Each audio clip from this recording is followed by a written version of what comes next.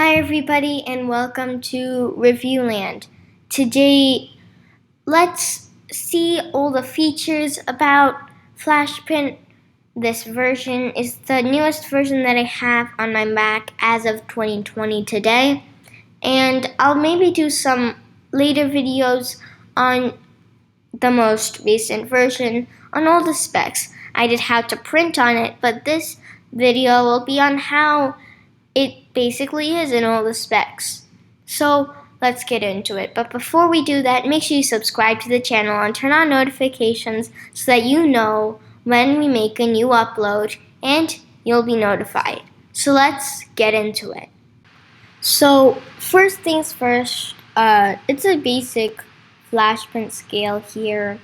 This is the preset version here. Right now I'm going to be using it for the Flashprint Adventure 3 Lite to print on for this example. So if you want to change your 3D printer, that can all be done within the Flashprint here.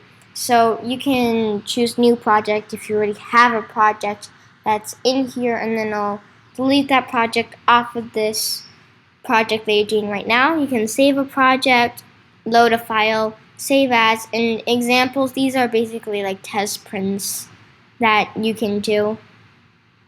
These are recent files that you just printed recently. It basically shows the most recent. You can quit Flashprint or preferences, edit.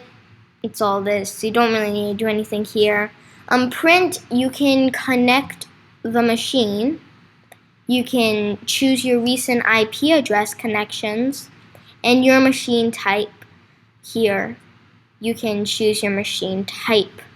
And right now, as I said, I'll be using the Adventure 3 Lite. So we'll leave it as so. View, you can choose all this, but you can also view it from here. You can change tools, gives you this and all that. So that's basically it. And if you want to put a file in here, we can go to our Finder and then downloads. You probably have to download your file that you're wanting. This is a fun little thing here. I'm going to show you an actual one that I can edit and show you. So, for example, I am going to use a soap holder, and here we can put this on the platform, yes. And sometimes it'll say that the model you need to repair. The reason is because this is Flashprint, and if you download it from Thingiverse, it's not going to be able to be compatible, but it can repair itself.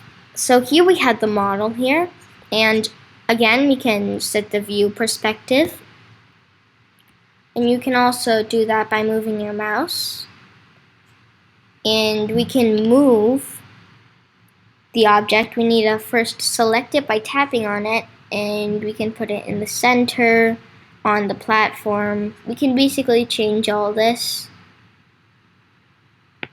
Okay, and then we can rotate this object by pushing down and moving the mouse.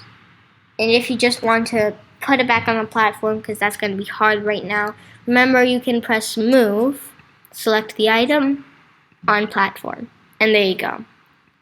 Rotate, you can again choose all the angles, like for example this, and we can rotate it around like this and up and down on platform.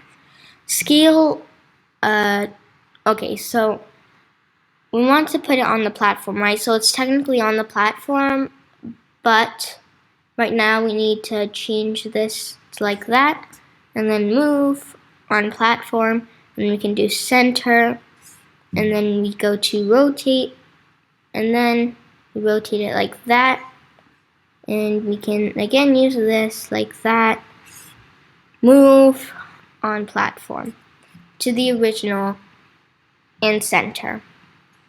And if you want, you could always just reset it. You can cut the model also, selecting it here, and then you can cut it. Next thing that you're going to want to do is print. Here basically it's the same thing as going to the Finder, load the model, supports. You can do support options, auto supports, or clear supports, and go back. And then if you want to print it when you're ready, you have all these options here. You can change the machine type again from top here. It's not going to let you do it from here. It's just a display. Material type, for example, I'm using PLA right now. So I'm going to set it to PLA. You don't need supports or rafts. It's just up to you. Here we have the resolution, the quality of how the print is going to turn out. You can change it. The higher you go, hyper or low.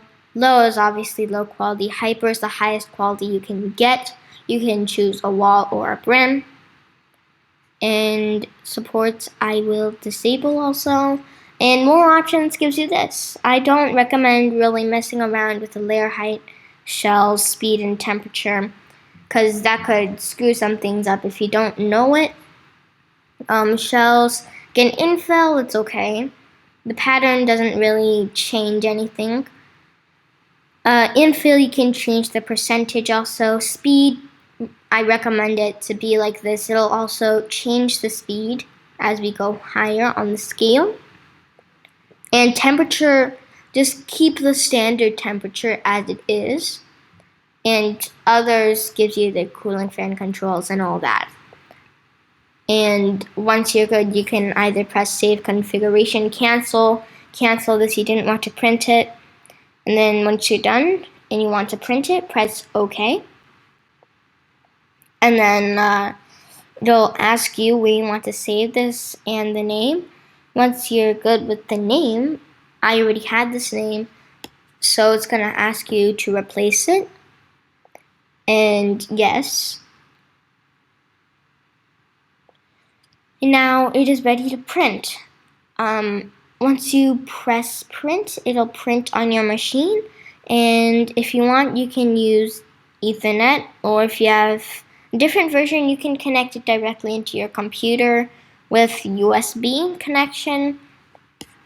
We can choose the weight estimation here.